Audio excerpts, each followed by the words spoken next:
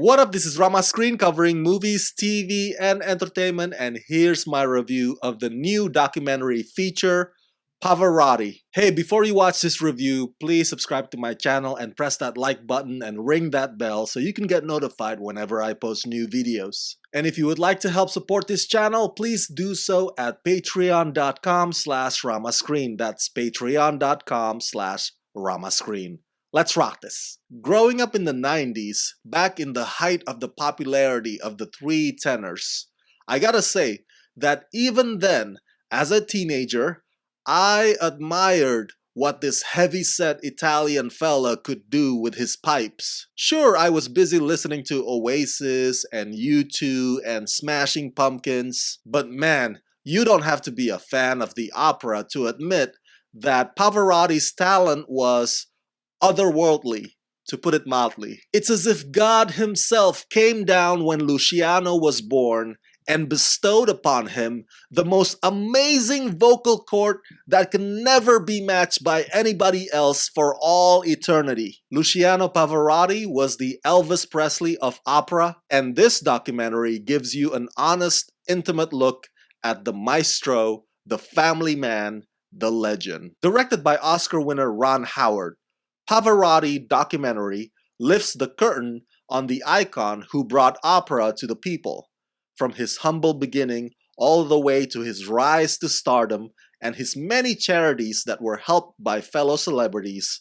This documentary offers never-before-seen footage of performances and various eye-opening interviews, and you, the audiences, are seated front row center, beholding the legacy of a man who gave his life to the music and his voice to the world. A few years ago, Ron Howard directed The Beatles' 8 Days a Week, the Touring Years documentary that basically compiled found footage featuring the Beatles' interviews, music, and stories. But this one, Pavarotti, is a more extensive, a more amplifying biographical journey. It leaves no stone unturned.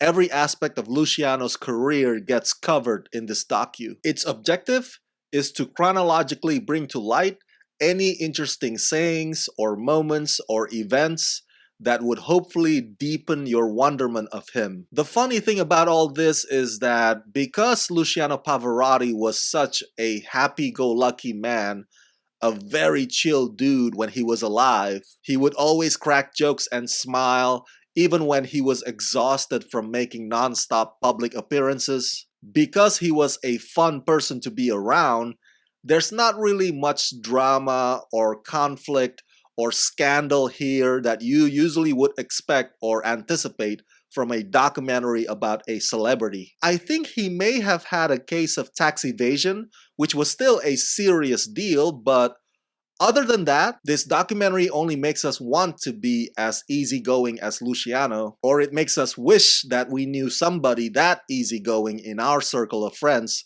so that it would rub off on us somehow. One thing that stands out to me that this documentary brought up about Luciano Pavarotti is that he saw this whole thing of bringing the opera to the general public as his life's purpose, or his mission. It was like his divine calling.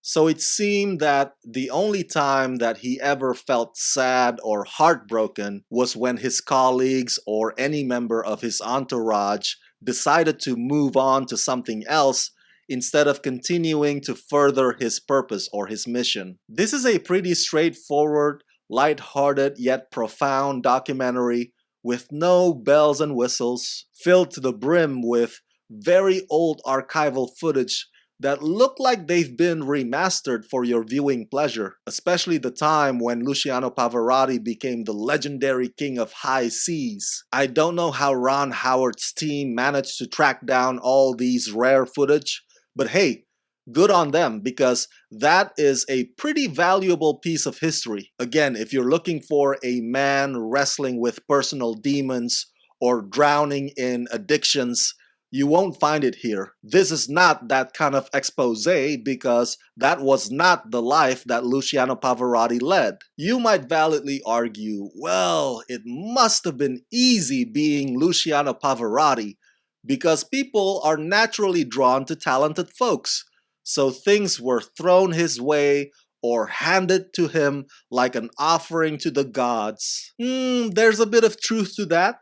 But with all that power and influence and admiration, Luciano Pavarotti could have been rude or pompous, and yet he wasn't. He did not have to reciprocate in a kind, happy, gentle, childlike wonder, and yet he did. And that is something that all of us can take away.